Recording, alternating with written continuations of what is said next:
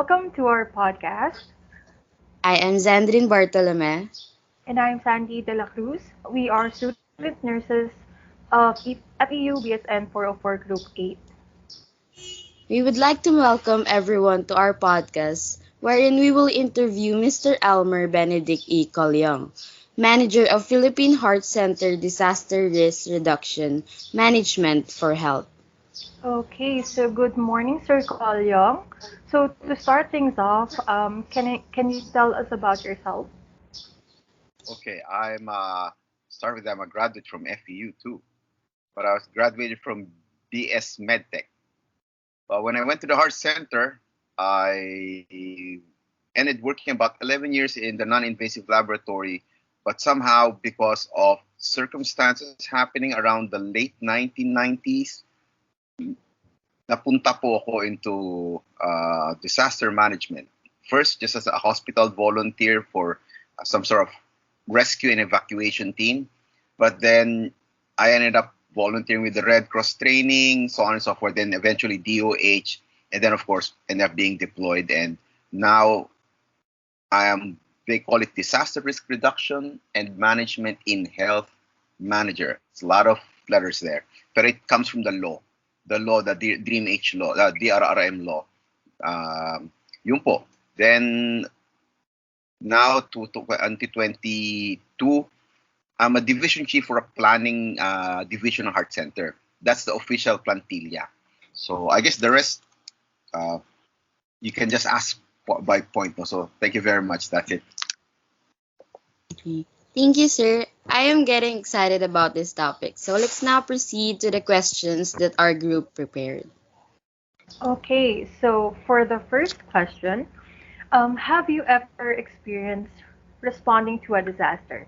So can you tell us about your most unforgettable experience and how did you partake in such a situation? I think uh, Yolanda would have been it. Should be it. It was still even today pinakasiguro unprecedented siya. I guess for the whole Philippines it was unprecedented. The thing that got me makes Yolanda a little bit particularly special is what it is because it occurred in a time around that was 2013, if I'm not mistaken. By then, we could say na robust na ang preparedness level natin, or at least that's what we thought, no? Um, with respect to other agencies, no?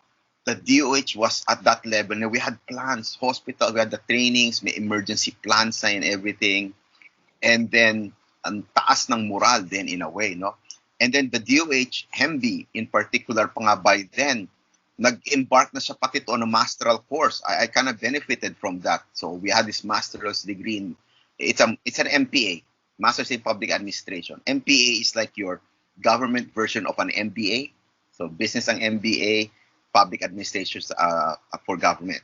And this majored in health emergency and disaster management. So we graduated in 2012, got a lot of stuff in order, and then Yolanda hit.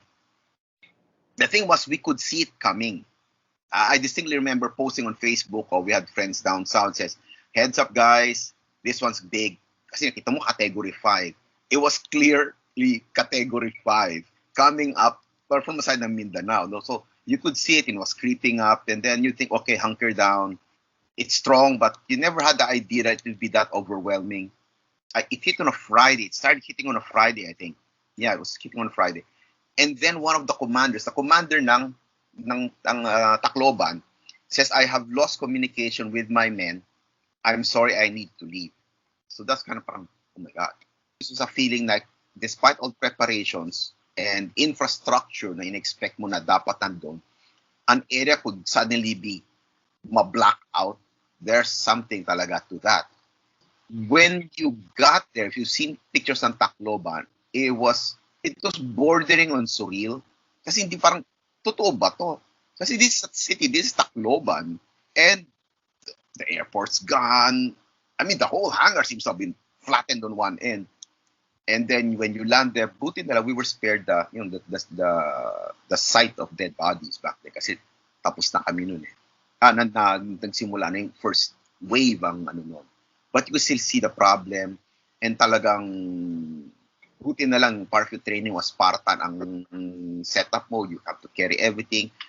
Make sure na meron kang konting food and water because don't expect that they masasalo ka nila. Things like that.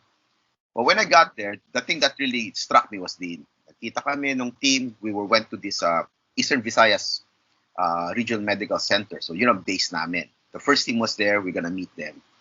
And nung nag-endorsement, the team leader was a very respected, retired na siya na doctor dito, veteran of even deployments abroad like sa Banda Aceh, yung si Dr. Bueno. Sabi niya sa kanya, good luck, ano siya sa akin dito. Tapos, somebody else, I'm not gonna name them, said, throw away the books. It's very different here. Read the people, read the situation. And true enough, the thing that got me, to this day is very memorable. I'm walking into yung command center. It apparently was the director's office. Back then, I didn't know what it was. I thought, kasi ito yung command post nila, dito lang sila. And my right foot kicks something, steps on something, medyo thick, so napatingin ako. And interestingly, it was yung disaster plan ng EVRMC. It was a bit muddy. It was on the floor. It's kind of weird, diba? Parang, this disaster plan, it should be the one on the table, everybody has to read it, but it's on the floor and it's practically forgotten, kicking aside. Madilim lang kasi kaya nasipa ko siya. So, nagtatako. Definitely, the next couple of days, it's what you might have heard doon. And from where we were living or staying, it was this hotel, yung kanyang labas kasi, it's some sort of an avenue. You have to walk to get to work. It reminds me of a road dito malapit sa Heart Center in Kalayaan Avenue. Really look pretty much like Kalayaan Avenue, except that the big trees were broken. And even if I don't want to look, every time I step out of the building, the periphery of my eye catches this big, not really so big, but definitely for me, it was big enough. It's a ship. Yung picture ng ship na nadala sa lupa, nung wave, it's very disturbing. It's very unsettling when you look at it. Wow. And everything around you was parang devastation. So that was my experience, but that was my most memorable. So that's it. During the disaster itself and after, sir, how were you able to cope up? Coping mechanism. Okay. Coping mechanisms, you really eventually, yung sinasabi nilang, it sounds parang cliche, pero you have to dig deep sa training mo. Because Yolanda talaga, honestly, I don't know if I was really coping. There were times when we just stopped and then what? We're friends, magkataka kami. Pero nag-aaway na pala kami. Yung ganon. And then, and there's an issue about coping kasi. The danger is, you might think you're coping. Kasi nakakapasok ka, you're doing your job. But then like this guy, sumalangit na he was hero from RITN. Apparently was not because he died the next day after we went home. So it's a sad thing, na heart attack siya. So, kasi disaster situation and nutrition, although conscious ka dahil health, it tends to go a little bit on the secondary, kasi kailangan pakainin mo yung pasyente. The food was flavorful in the sense that it was salty and sometimes fatty. But alam mo kasi na, adobo to kasi talagang parang hindi mapanis walang refrigerator. And then you were eating noodles, you were picking on your canned food. And I guess it might take a toll after a while in eating it.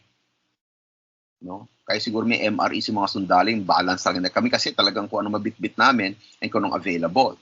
And then kung ano mabili namin sa mga tindahan na it's you know that it's kind of overpriced but you want to help them out and so it's okay. So it's either salty, tasty, or maybe alcoholic. So yan ang coping. And admittedly, nicotine was involved. Kanya-kanyang way ng coping talaga eh. And I've heard stories that even the doctors were acting strange and it was sometimes the nurses were, kayo kasi talaga one thing about nurses talaga better. You've seen it naman. You've gone through in wards, you've seen the craft and yan ang magandang foundation ng nurse eh. Doctors there when they ended up there and they had to sleep on the floor on cardboards and walang medrep na magbibigay ng parang something. So it was the nurses who were looking at that saying, dude, you're not prepared for this. You're really stressed. Perhaps coping, we were able to cope to be functional. But to say that we were coping for 100% in the ideal sense, I don't think so. But yun, that's far as coping, no? And something should be put into note that coping mechanisms are not only dapat self-aware ka, but nagtutulungan kayo. And you are also conscious na baka dinadaya mo sarili mo o nagdadaya. So you really have to see the movement, you have to see yung kanyang actions, and you have to force a certain regimen na, oh, galing ka doon, umupo ka dito, i-DP kita, ganon. Ifo-force mo sila. Because back then siguro altered na rin ang mindset. Pero mo, gusto ka na umuwi. That was so wrong pala. Dapat we should have stayed. No. I hope I'm kind of rambling yata masyado. Just stop me if ano, no. So thank you. Okay, thank you. So, in connection po to awareness, what is the first thing that pops into your mind before taking any action when a disaster occurs? We've been trained, and I'd like to think na number one is safety. Safety mo. It's a safety check. No? Sometimes nga lang, you catch yourself na, ba't ka gumalaw? Parang gano'n. Check mo muna. Una-una kasi is yung safety. Safety mo. And part of saying, siguro natin yung safety check mo is, kaya ko ba yan? Diba? You have the quick mental picture of what needs to be done and kaya mo ba yan? And then, sino katulong ko? That kind of comes into mind na ngayon na it was kind of drilled in us. I'm sure you as young folks, I was young once, and pag marunong ka and nakita mo na maganda grades mo and then yung experience mo, dami kong tama, kuminsan nagkakaroon ka ng confidence that needs to be tempered. Kasi you might go forward, nakakalimutan mo, nga pala, activate medical assistance. And that is a broad sense of everything that you need to call for help. So, nandun una, yung safety mo, tayo muna, something's happening around me and I'm gonna be involved in it na ba? Or can I back out? Safety. No, safety mo. Then of course, kasi nandun, obviously, we're in that field or in mindset na gusto natin tumulong. So, ano nga bang kailangan gawin? So, anong level ng involvement ang kaya mo? I used to be a volunteer firefighter. So, one of the things that we did, syempre, nag-respond din kami sa sunog. Ilang kilos kasi exciting eh. Sunog, gusto mong magano. But then tayo muna, it's not just pagdampot ng hose, kahit binigay sa'yo yung hose, tapos may helmet ka. Ay tayo muna, ang sapatos mo pala, rubber shoes mo lang, wala kang booties, and you're walking in not just on an area that's on fire, it might have electricity pa live somewhere, may ground. So mga ganon, no? So parating matindi yung safety check mo ng abilities mo. And then yung nga sinasabi equipment.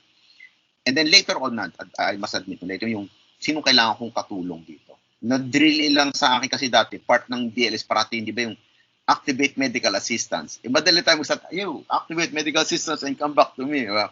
But the issue is, ngayon, pag nakita ng DLS ngayon, dati kasi yun ang line namin eh.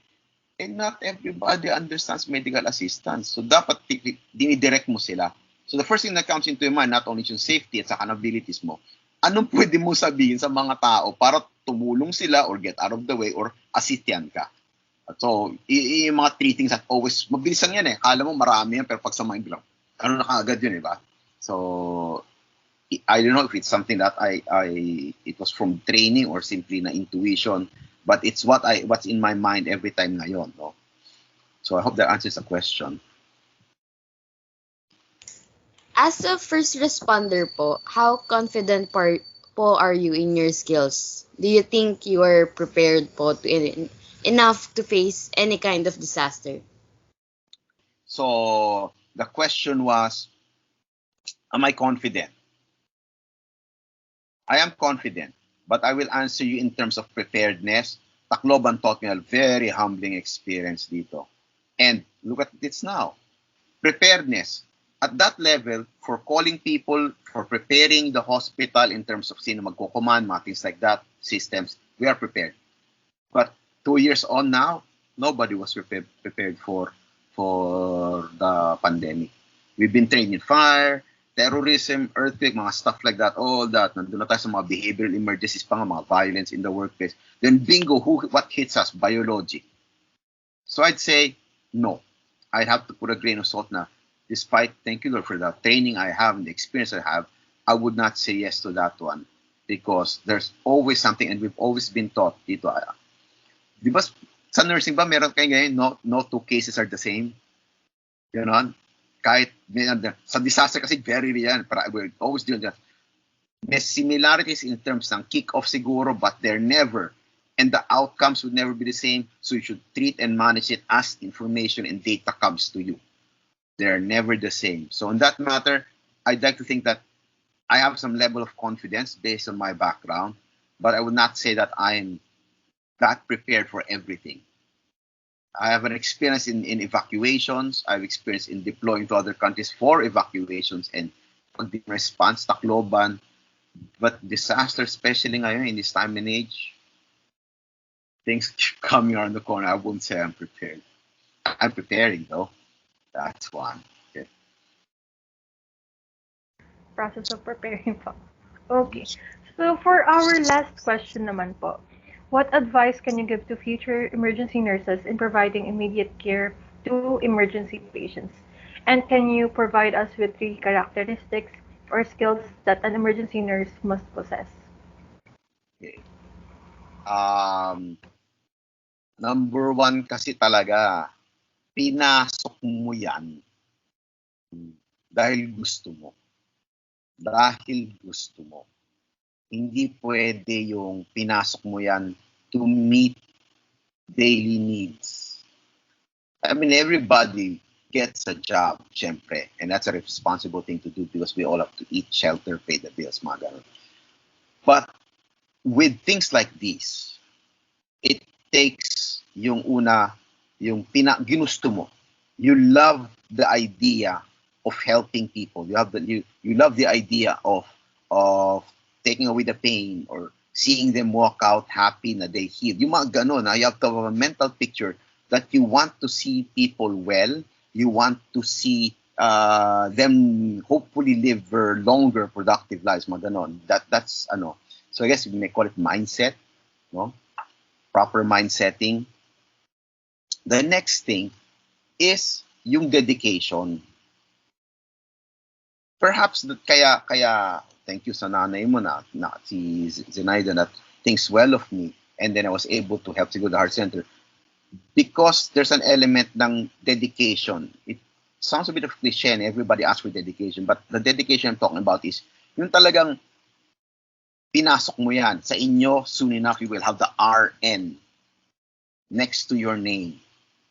RN doesn't mean kung anong tinuro lang sa'yo in school and naipasa mo sa board. It entails reading. It entails talking to people. Pinaka-importante, observing. Ano bang matututunan ko dyan? Because honestly, iba-iba kami na naging focus. Perhaps dahil medtech ako, and nagre-respond ako, hindi ako nurse, hindi ako doctor, napilitan ako magbasa. No? So outside of the training, magbabasa ka. Outside of the training, magtatanong ka and then you observe what happens. So napilitan ako maging ganun eh. Ang limit ko siguro at the most, EMT rin kasi ako. So at least nakakatulong ako sa nurse. Pero ang mindset kasi ng EMT is, wala kang kasama.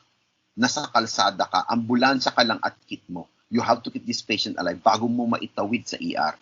So, if you want to help at nakapako ka na, nabigyan na sa yung assignment na yun, mapipili ka talaga mag-aral. So, yun yung dedication na sinasabi ko. Mag-aral ka talaga. Of course, again, in this line of work, honestly, you have to be a prepper. You have to be a prepper because it starts with you. Diba? How can you help? You remember that safety issue kanina tinanong, that's a good thing, no? How can you help if you're the first one or next one that's gonna get injured or sick? So, magiging prepper ka. So, kahit yung bag mo, may konti-konti nakaslide na extra gloves dyan, meron kang alam mo, may basa-basa ka na talaga, alam mo na yung BLS, mga stuff like that. Pati bahay mo, medyo 1 month ang stock mo, kahit kung minsan nagkakaroon ka ng space issue, because you have to prepare. no? Then mentally and physically. And then, of course, you have to try to be physically fit. Last is siguro na characteristic and ano dito is yung, well, definitely faith. Whatever religion, whatever denomination, you have to have faith. And the faith is grounded that there is a higher being. There is a higher being. Okay? And that higher being has a purpose for you, and you submit yourself to being a tool for yung purpose na yon. I had this, several people were asking me, ba't ako nag-volunteer pa sa Wuhan? No? I was part of that overly tagged ng DOH na Brave 5, a lot of good the Brave 5 did, 2 years na wala tinatnan. But back then kasi, the question was like this. The call came out. I think it was like 7 p.m. ng gabi. The DOH is finally decided to send a team out to help the DFA in repatriating the people natin who want to be repatriated or could be repatriated from Wuhan. So they wanted people. The question is, they didn't say they wanted you, na DMH pa. They wanted people.